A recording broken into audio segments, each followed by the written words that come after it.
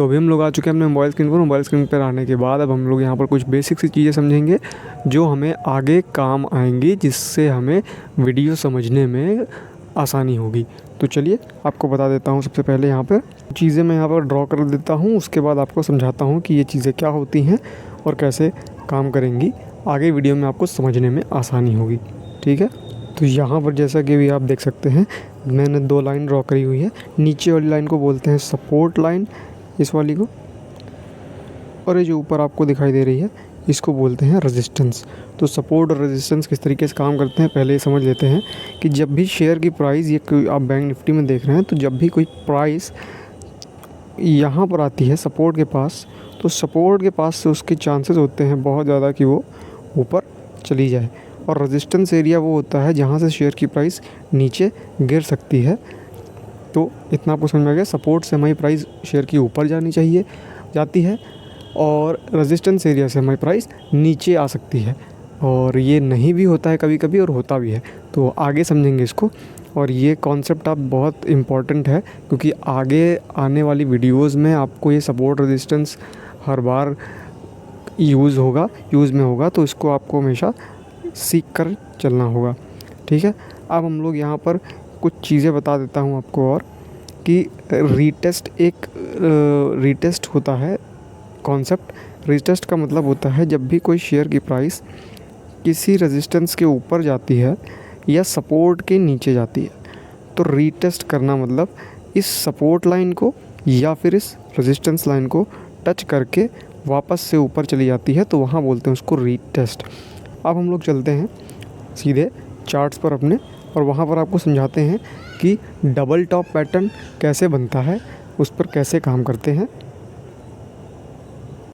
तो ये जो हमारा एम पैटर्न होता है, इसको डबल टॉप पैटर्न भी बोलते हैं, और बहुत सारे लोग एम पैटर्न के नाम से भी जानते हैं। एम पैटर्न थोड़ा सा आसान हो जाता है याद करने के लिए। तो यहाँ पर देखिए एम पैटर्न कुछ इस तरीके से बनता है। और यहाँ पर सबसे पहले आप ये ध्यान दीजिए, यहाँ पर बनी हुई है एक, ये कौन सी लाइन है कमेंट में मुझे ज़रूर बताइएगा। और ये कौन सी लाइन है इसको भी ज़रूर बताइएगा। खैर इसका तो नाम यहाँ पर लिखा हुआ है। तो ये ऊपर वाली हमारी रेजिस्टेंस लाइन है, नीचे वाली सपोर्ट लाइन है जो येलो कलर की है। और यहाँ से जो है क्या होगा, सबसे पहले शेयर की प्राइस ऊपर जाती हुई होगी, तो वहाँ पर हमें अच्छे टारगेट देखने को मिलेंगे। यानी हमें जो एम पैटर्न है, अगर काफ़ी मार्केट ऊपर आ चुकी है, ऊपर आने के बाद बनता हुआ दिखाई दे रहा है, तो नीचे के हमको टारगेट अच्छे देखने को मिल सकते हैं। और अगर नीचे बन रहा होगा या मिड में बन रहा होगा तो भी हमें टारगेट देखने को मिलेंगे, लेकिन थोड़े से वो छोटे हो सकते हैं। तो और मैं यहाँ पर आपको एक चीज़ क्लियर कर दूँ कि जो भी चीज़ें मैं आपको यहाँ पे बता रहा हूँ वो सिर्फ एजुकेशनल पर्पज़ के लिए, आपको सिखाने के लिए बता रहा हूँ। किसी तरीके की मैं यहाँ पे कोई आपको रिकमेंडेशन नहीं देता हूँ, बाइंग या सेल की रिकमेंडेशन नहीं देता हूँ।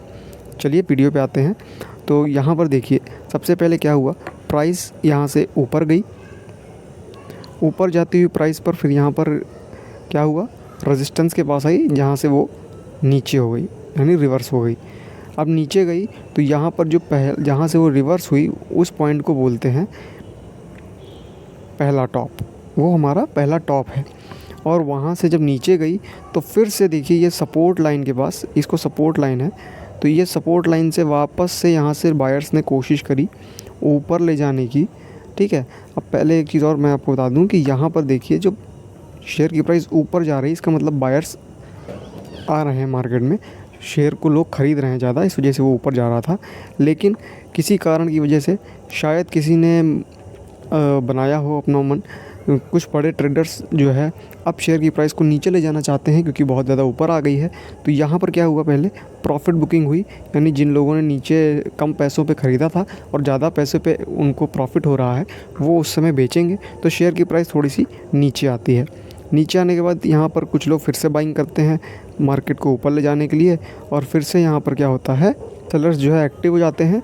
और यहीं आने के बाद, इसी पॉइंट पे आने के बाद यानी दूसरा टॉप बनता है, और उसी पॉइंट से वहाँ से मार्केट फिर से नीचे गिर जाती है। अब चाहने को तो मार्केट यहाँ से फिर ऊपर भी जा सकती थी, लेकिन नहीं गई, तो यहाँ पर हमारा एम पैटर्न बना, और अगर ऊपर चली जाती तो हमारा एम पैटर्न ना बनता। अब यहाँ पर देखिए जब यहाँ से ये वापस से नीचे आई तो यहाँ पर क्या हुआ कि सेलर्स, अब एक बार सेलर्स ने कोशिश करी, ठीक, सेलर्स ने जो है एक बार कोशिश करी मार्केट को नीचे गिराने की, नाकामयाब रहे। वहाँ से बायर्स ने कोशिश करी ऊपर ले जाने की, फिर बायर्स नाकाम हुए ऊपर ले जाने के लिए, क्योंकि वो इस रेजिस्टेंस की लाइन को तोड़ नहीं पाए और वहाँ से शेयर की प्राइस फिर से नीचे गिर गई। और अब की बार जो शेयर की प्राइस गिरी है वहाँ पर सेलर्स ज़्यादा एग्रेसिव थे, ज़्यादा क्वांटिटी में उन्होंने सेल करना शुरू किया, जिसकी वजह से यहाँ पर ये जो है सपोर्ट लाइन ब्रेक हो गई। और सपोर्ट लाइन ब्रेक होने के बाद यहाँ पर एक कैंडल बनेगी, आपको अभी मैं आगे चार्ट में दिखाऊंगा।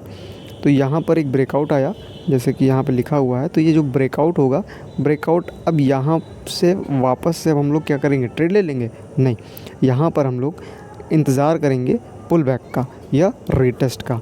ठीक, यहाँ पर जैसे ये है, तो यहाँ पर हम लोग वेट करेंगे रीटेस्ट का। मार्केट यहाँ से वापस जाएगी सपोर्ट लाइन के पास, एक बार और कोशिश करेगी हल्का सा ऊपर जाने की, लेकिन वहाँ से सेलर्स अगर एग्रेसिव होंगे तो वो फिर से मार्केट को नीचे ढकेल देंगे। तो हमारी अब यहाँ पर एंट्री कहाँ होगी, एग्ज़िट कहाँ होगा और टारगेट कितना ले सकते हैं? तो मैंने आपको बताया कि अगर मार्केट बुलिश है और बुलिश मार्केट में एम पैटर्न बन रहा है तो अब वहाँ पर हमें जो है नीचे साइड के टारगेट बड़े देखने को मिलेंगे। अगर नॉर्मल है, साइडवेज मार्केट थी या फिर डाउन ट्रेंड में एम पैटर्न बन रहा है तो हमें वहाँ पर छोटा टारगेट देखने को मिल सकता है। तो यहाँ पर देखिए, अब मैं आपको बताता हूँ कि जो हमारा एंट्री होगी वो कहाँ होगी और स्टॉप लॉस कहाँ होगा। तो जिन लोगों ने यहाँ पर एंट्री ली होगी, यानी इस ब्रेकआउट पे एंट्री ली होगी, उन लोगों का जो स्टॉप लॉस होगा वो थोड़ा सा बड़ा होगा और वो रिस्की ट्रेडर कहलाएंगे। तो हम लोग तो रिस्की ट्रेडर हैं नहीं, क्योंकि हम लोग अभी बिगिनर हैं, सीख रहे हैं। तो हम लोग क्या करेंगे, पुल बैक का इंतज़ार करेंगे, पुल बैक का इंतज़ार करेंगे। कुछ लोग यहाँ पर भी ट्रेड ले लेंगे, कहेंगे यहाँ से ट्रेड ले लें तो जो है हमें अच्छा प्रॉफिट होगा, ज़्यादा प्रॉफिट देखने को मिलेगा। तो ज़्यादा प्रॉफिट के चक्कर में हम लोग अक्सर लॉस कर लेते हैं अपना, और जिसका खामियाजा हमें खुद भुगतना पड़ता है। तो यहाँ पर हम लोग एंट्री नहीं लेंगे, हम लोग एंट्री बनाएंगे अपनी इसके हाई पर, यानी ये जो लास्ट कैंडल बनी होगी, लास्ट की लो जो होगा, उस कैंडल के लो पर एंट्री बनाएंगे। और वहाँ से फिर मतलब एंट्री पॉइंट हमारा ये है, जहाँ पे मैंने लाइन खींची हुई है, इसको एंट्री पॉइंट बोलेंगे। एंट्री बनाएंगे और स्टॉप लॉस हमारा ये होगा जहाँ से मार्केट रीटेस्ट करके आई है, या तो सपोर्ट वाली लाइन को हम लोग अपना स्टॉप लॉस बनाएंगे। अब वो डिपेंड करता है उस समय वो कितना हो, कितनी दूर का रीटेस्ट हो। तो हमें अगर सेफ़ चलना है तो हमें एक स्टॉप लॉस लेना होगा, सेफ़ एंट्री इसी को कहते हैं। बाकी अब मैं आपको दूसरे चार्ट पर चलता हूँ, तो किस तरीके से बनता है मैं आपको वो भी दिखा देता हूँ यहाँ पर। तो ये देखिए, जो चार्ट्स पर आपको दिखेगा वो इस तरीके से कुछ दिखाई देगा, और वो जो लाइंस बनी हुई थी सपोर्ट और रेजिस्टेंस की, वो आप ड्रॉ कर सकते हो टूल की मदद से। साइड में एक टूल बार आपको दिया होता है, वहाँ पर आप ट्रेंड लाइन के हेल्प से ड्रॉ कर सकते हैं। अगर आप नहीं कर पा रहे हैं, आपको जानना है, तो आप नीचे कमेंट करिए, मैं नेक्स्ट वीडियोस पर ज़रूर से बना दूंगा आपके लिए, लेकिन आपको कमेंट तो करना पड़ेगा। तो यहाँ पर देखिए, जो आपको एम पैटर्न देखने को मिल रहा था अभी उस पर, वो एक डायग्राम था, लेकिन एक जो रियल एम पैटर्न बनेगा, डबल टॉप बनेगा, वो कुछ इस तरीके से होगा। वो उसमें आपको समझ में नहीं आएगा कभी कभी, तो आपको उसको समझने के लिए अपनी नज़रों को बहुत बारीक करना होगा, समझ में आएगा। तो यहाँ पर देखिए, कभी रेड कैंडल बनेगी, कभी ग्रीन कैंडल बनेगी, और एक बनते बनते ही इस तरीके से ऊपर जाएगा, एक टॉप बनाएगा, उसके बाद वहाँ से वो नीचे आएगा। ठीक है, हरी ग्रीन हरी लाल कैंडल बनाते हुए, उसके बाद फिर वो सपोर्ट की लाइन से कहाँ जाएगा, ऊपर जाएगा, और वहाँ पे दूसरा एक टॉप बनाएगा, तो वो यहाँ से नीचे आएगा डायरेक्ट। ज़रूरी नहीं कि वो जो आपका बने वो डायरेक्ट एम आपको दिखाई दे, तो उसके लिए मैंने बताया आपको नज़रें अपनी बारीक करनी होंगी। तो यहाँ पर देखिए, उस तरीके से आपको दिखेगा। फिर यहाँ पे जैसे ये कैंडल अब जो बनी हुई है, मैं थोड़ा सा क्लियर कर देता हूँ। फिर यहाँ पर जो कैंडल बनी हुई है रेड वाली, ये कैंडल अगर इसके ब्रेक कर देती, जैसे यहाँ पे मैंने बनाया हुआ है, तो जैसे यहाँ पे ब्रेक हो जाता, तो यहाँ से फिर हम लोग वेट करते दूसरी कैंडल को रीटेस्ट करने के लिए, यहाँ जाने के लिए। और रीटेस्ट करने के बाद वो जैसे ही यहाँ पर ब्रेक करती, तो हम लोग यहाँ पर इसके हाई पर यहाँ पे एंट्री ले लेते, और यहाँ से हम अपना स्टॉप लॉस यहाँ बना लेते हैं, स्टॉप लॉस। तो उम्मीद करता हूँ आपको वीडियो समझ में आएगी। मालूम है थोड़ी सी लंबी हो गई है, क्योंकि यहाँ पर मैंने आपको थोड़ी सी बेसिक्स भी चीज़ें सिखाई हुई हैं, और आगे आने वाली वीडियो को देखने के लिए चैनल को सब्सक्राइब कर लीजिए। और वीडियो अगर अच्छी लगी हो तो लाइक ज़रूर कर दीजिएगा, क्योंकि आप लोग लाइक नहीं करते हैं, वीडियो देखकर आप लोग चले जाते हैं। और अभी आपका भाई नया चैनल बनाया हुआ है, तो उस पर सपोर्ट की बहुत ज़्यादा ज़रूरत है। आप लोग सब्सक्राइब भी कर लीजिएगा चैनल को। और मिलते हैं नेक्स्ट वीडियो में, तब तक के लिए अपना ख्याल रखिएगा। टेक केयर और बाय बाय।